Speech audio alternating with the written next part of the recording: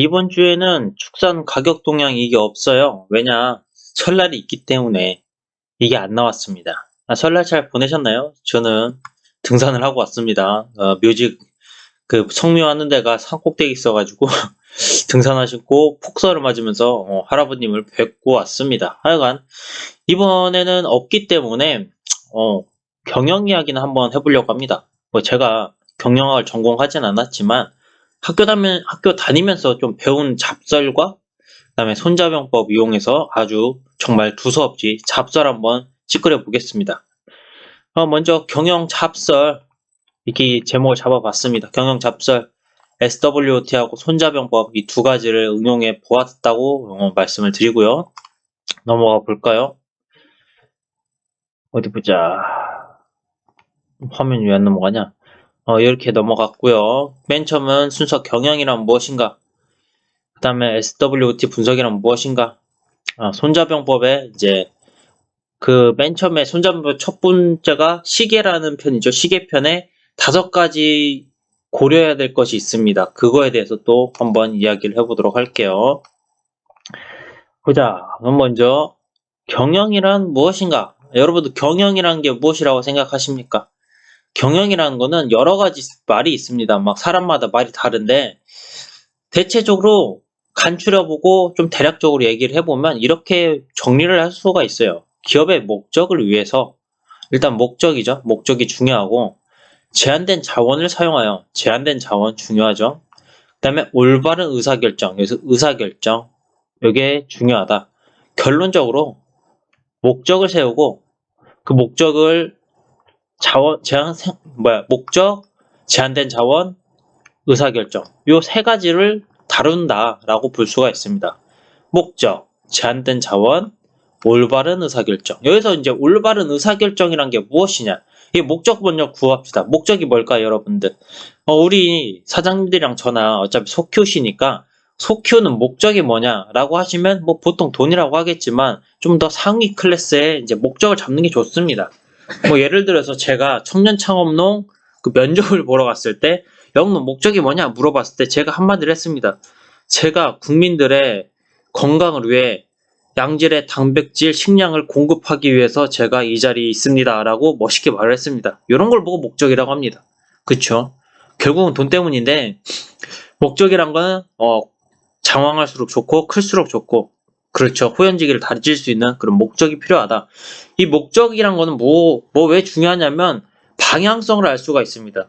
예를 들어서 지금이야 뭐 규모도 작고 뭐 그렇게 뭐 없으니까 목적이란 게 그렇게 중요하지 않다고 생각하지만 만약 기업적으로 변해버린다면 마케팅을 할 때도 제가 의사결정을 할 때도 목적이 있어야 됩니다. 목적이 없다는 것은 내비게이션을 안 켜고 모르는 곳으로 이제 차를 몰고 가는 거랑 똑같죠. 내가 서울에 사는 김서방네 집을 가야 되는데 주소도 몰라. 그냥 가야 돼. 근데 내비게이션도 없어요. 그러면은 길 찾기 엄청 힘들겠죠. 방황만 하다가 한 세월 끝날 수가 있습니다. 그렇기 때문에 목적 필요하다 라고 할 수 있고, 근데 제한된 자원을 사용한다죠. 이게 또 재밌는 게 우리는 모두 제한된 자원을 가지고 있습니다. 땅 제한되어 있고 돈 제한되어 있죠. 그 다음에 축사 규모 제한되어 있습니다. 그 다음에 가격 제가 통제할 수 없는 건 모든 것들이 다 제한이 되어 있어요. 이 제한된 자원들, 그 인력도 있겠죠. 인력도 제한이 되어 있고 많은 것들이 제한이 되어 있기 때문에 이 제한된 자원을 잘 사용한다, 잘 분배한다, 적재적소에 써야 된다는 것은 당연한 얘기입니다. 이거는 모두 다 공감하실 거예요. 그 다음에 올바른 의사결정 이런 게 있죠. 여기서 보면 올바른 의사결정이란 무엇이냐? 쉽게 말해서 기업의 목적이 정해져 있습니다. 그리고 제한된 자원이 또 정해져 있어요. 그렇다면 이거를 잘 섞어서 얘네들을 잘 섞어서 의사결정을 해야 된다라는 거죠. 근데 올바르게 해야 된다. 이 올바르다는 건 무엇이냐? 최대 이윤을 추구할 수 있는 거죠. 그렇기 때문에 우리는 목적도 중요하고 제한된 자원을 파악하는 것도 중요하고 제일 중요한 건 이 의사결정이다. 의사결정에 따라서 내가 지금 번식을 갈 건지 비육을 갈 건지 일과를 갈 건지 입식을 얼마큼 할 것인지 출하 계획을 어떻게 잡을지 출하 타이밍 어떻게 잡을지 이런 거 다 의사결정이란 말이에요. 확장을 할지 뭐 긴축을 할지 이런 것도 다 의사결정이에요. 이 의사결정 하나하나가 제 미래의 재산을 좌지우지한다. 그렇기 때문에 우리는 경영자의 마인드를 가지고 축산업을 영위해야 한다. 소를 키워야 된다. 라고 생각을 합니다. 이래서 경영이란 무엇인가? 여기서 끝이라고 말씀을 드릴게요. 이제 경영은 이 정도로 봤다. 경영이란 무엇인지 대충 봤죠. 그 다음에 이제 SWT라는 게 있습니다. 이거 할까 말까 좀 고민을 했는데 그냥 쓴 김에 쓰기로 했습니다. 이게 뭐냐? SWT는 현재 위치예요. 제 위치. 현재 내가 어떤 역량을 가지고 어떤 환경에 처했는지 그거를 좀 판단하는 기법 같은 거죠. 여기서 S, W, O, T는 각각의 이제 영어 약자들인데 천천히 한번 찾아볼게. 살펴보면 S는 요 strength라고 합니다. strength라고 하면은 strong이랑 이름 비슷하죠. 그러니까 강점이라고 부를 수가 있어요. 강점. 그리고 이거는 내부적 요인이다. 이 내부적 요인이란 건 뭐냐면 저희 축산업 하시는 분들, 우리 축사의 내부적 요인, 나 스스로 사장님의 내부적 요인이라고 볼 수 있죠. 예를 들어 저는 저의 내부적 강점이 뭘까? 이제 물어보면은 저는 전문 지식이 있습니다. 전문 지식, 기술 같은 게 있죠. 왜 이런 게 있냐? 나 한농대 나왔습니다. 라고 말할 수가 있고, 저는 축산산업기사까지 있어요. 기사도 있다. 관련 학과 종사도 했다. 학과도 나왔다. 그리고 한 500도짜리 축사에서 500도짜리 농장에서 일도 해봤다. 여러 가지 전문 기술, 지식, 기초가 탄탄하다고, 하여간 좀 배웠다라고 볼 수가 있죠. 숙련됐다기보다는 배웠기 때문에 지금 제가 위탁을 하잖아요. 위탁을 하는데 지금까지 한 마리도 폐사가 안 났습니다. 옆 동네 몇 동네는 폐사 여러 마리 났는데 저는 폐사가 하나도 안 났어요. 이 정도면은 좀 괜찮다라고 할 수 있죠. 강점인 부분이다. 죽이지 않는다. 죽이지 않을 정도의 기술을 가지고 있다라는 거 있죠. 그리고 축사가 신축이다. 신축이다라는 것도 있고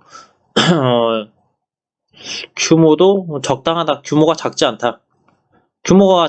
이건 무슨 뜻이냐면 규모의 경제라는 게 있어요. 크면 클수록 고정비가 줄어드는 그런 마법 같은 일이 있습니다. 그런 게 있고, 이제 강점이란 건 대충 어떤 건지 감을 잡으시겠죠? 그럼 약점은 무엇이냐? 이 weakness는 약점이라는 뜻인데, 약점은 강점의 반대급입니다. 반대급. 그리고 내부적 요인이다. 이거 내부적 요인은 얘네들에서 봤듯이 내부적 요인은 무엇이냐? 이제 축사 내 약점이에요. 내 축사의 약점.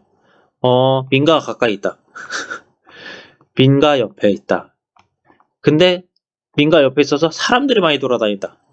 사람들이 많이 돌아다니는 거는 언제 민원이 들어올지 좀 모르겠다. 그리고 옆에 하우스가 있다. 하우스가 있는데 이 하우스 주인분께서 좀 까칠하시다.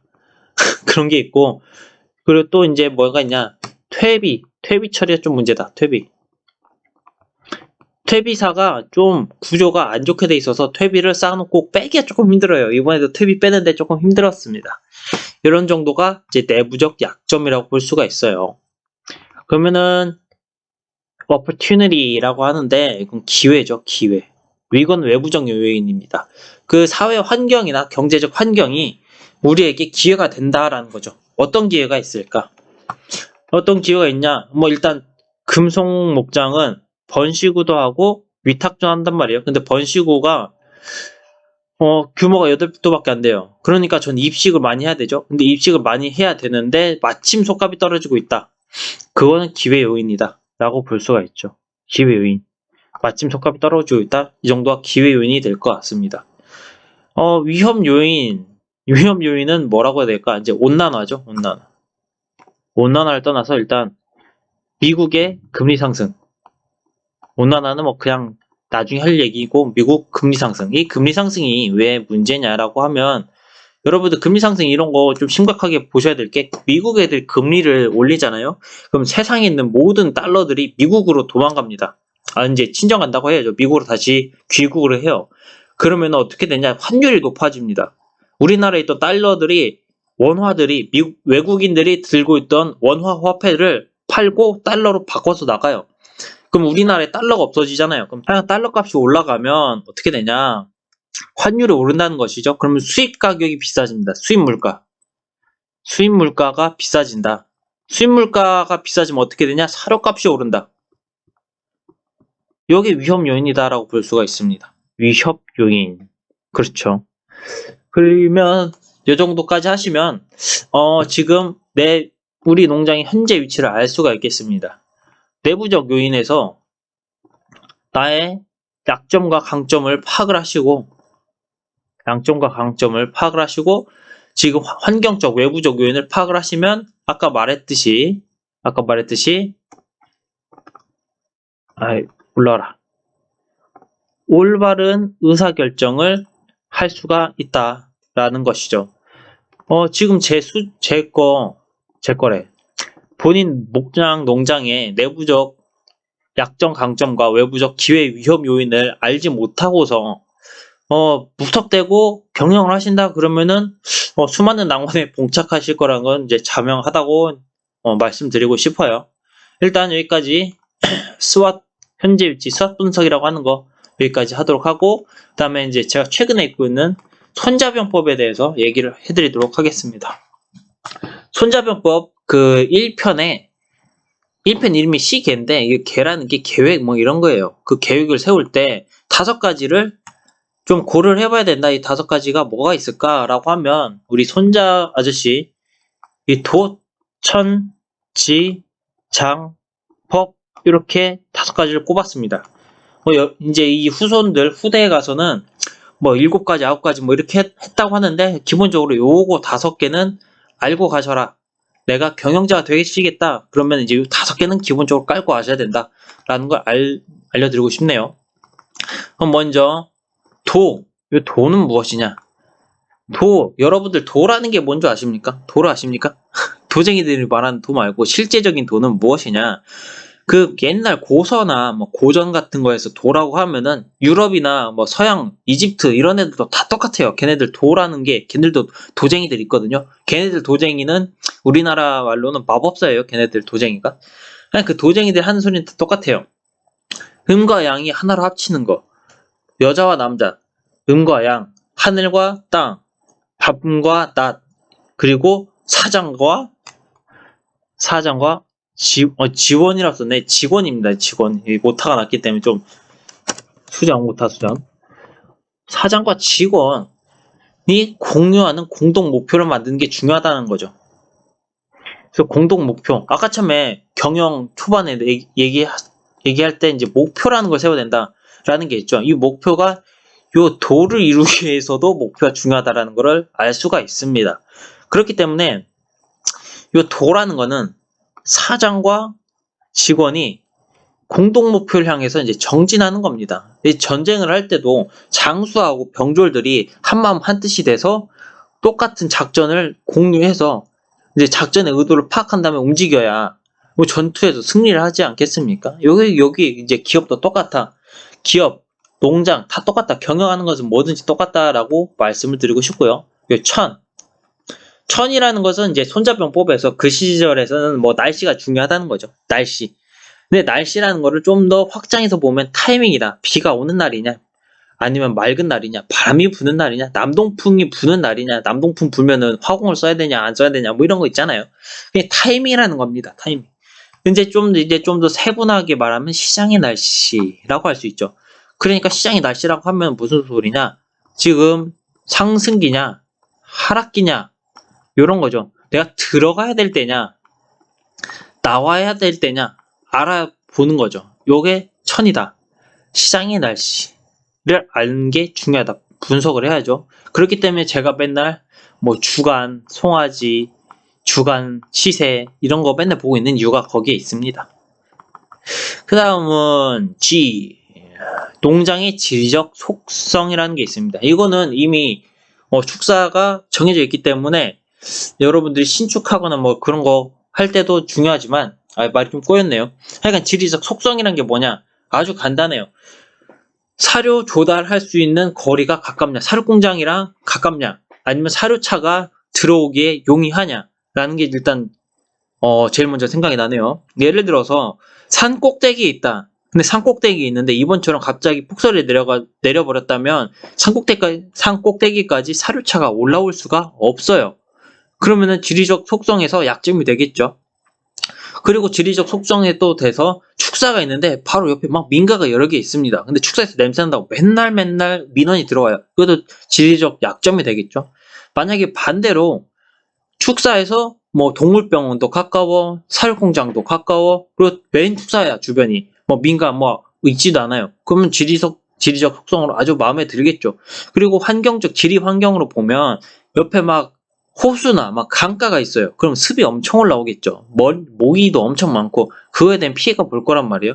근데 주변이 맨 그냥 들판이고 산골아실이고 뭐 습이 차지도 않고 바람이 너무 잘 불고 잘 마른다. 아주 좋죠. 이런 게 지다. 라고 말씀을 드릴 수가 있어요. 그 다음 장이라는 거는 장수할 때 장군할 때 장이다. 그런데 이제 좀 우리 쪽으로 바꿔 말하면 농장주 혹은 농장장이라고 할 수 있죠. 그들의 능력.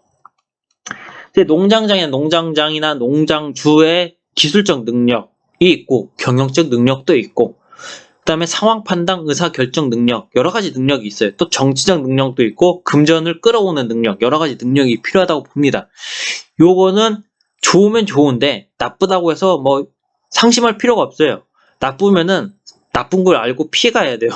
내 약점이 다가온다. 그러면 그거에 대해 대비를 해야 돼요. 내 약점이 있는데도 불구하고 대비를 안 한다? 그러면 그냥 생으로 맞아야 되는 거라고 할죠. 악재를 생으로 맞는다? 그거 안 좋은 방법이다. 그러면 농장장, 농장주, 장수의 능력이 떨어진다고 볼 수 있습니다. 장수의 능력은 아까 처음에 말했던 강점, 약점, 기회, 위험 요인을 잘 판단하고 대처할 수 있는 능력이라고 볼 수가 있어요. 장이라는 건 그렇다.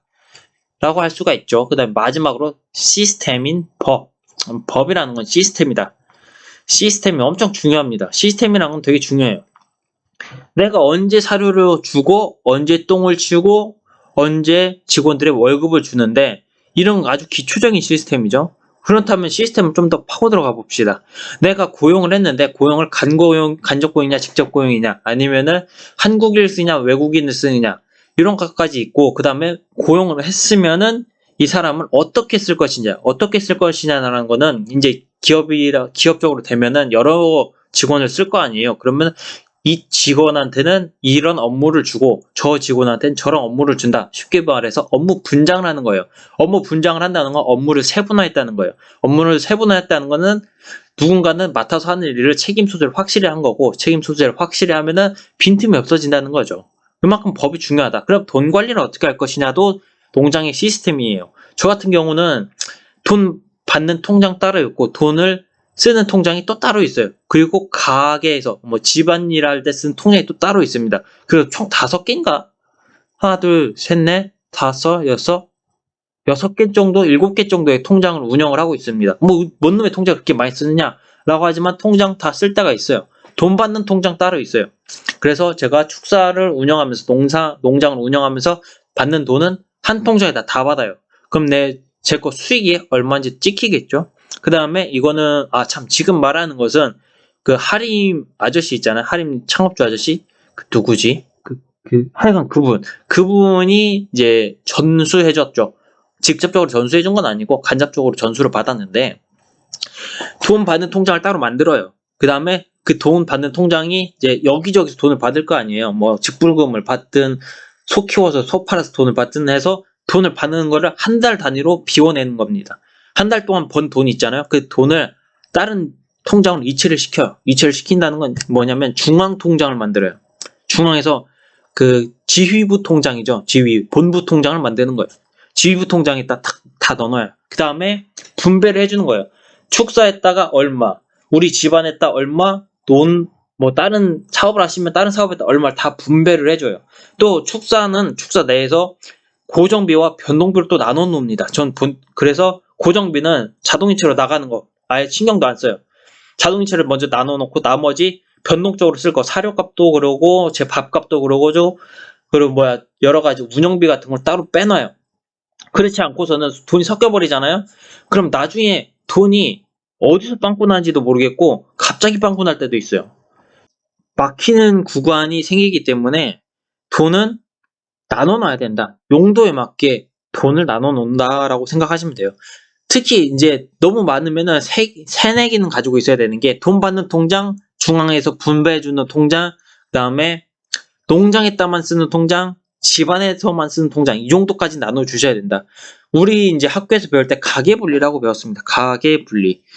가계분리는 뭐냐? 농장에서 쓰는 통장하고 집안에서 쓰는 통장을 분리해야 된다. 안 그러면은 돈이 섞여서 내가 지금 얼마를 운영할 수 있는지 알 수가 없게 됩니다. 그러면은 제한된 자원을 올바르게 의사결정에 쓸 수가 없어요. 그렇기 때문에 시스템 중요하다. 돈 시스템, 인력 시스템, 그다음 뭐지? 토지 관리, 이제 시설 관리 같은 거 어떻게 관리를 할 것인지 계절별로 관리를 할 수도 있고 뭐 출하하고 나서 정리 어떻게 할 것인지 시스템들, 업무 시스템 같은 거 이런 거 다 중요하다라고 볼 수가 있습니다. 여기까지 두서가 없지만 뭐라고 되냐? 즉흥적으로 한번 경영에 대해서 잡서를 한번 풀어봤습니다. 어떤 분한테는 도움이 되실 것이고 어떤 분에게는 이미 다 하고 있는데 뭐 나는 이미 하고 있는데 이럴 수도 있고 어떤 분은 뭐라는 거야? 라고 할 수도 있어요. 그래도 저희 구독자 이제 500명 정도 됐거든요. 500명 중에 한 반절 정도만 좀 여기서 얻어 가신다면 저는 그것으로 만족하겠습니다. 경영 잡설 여기까지 하도록 할게요.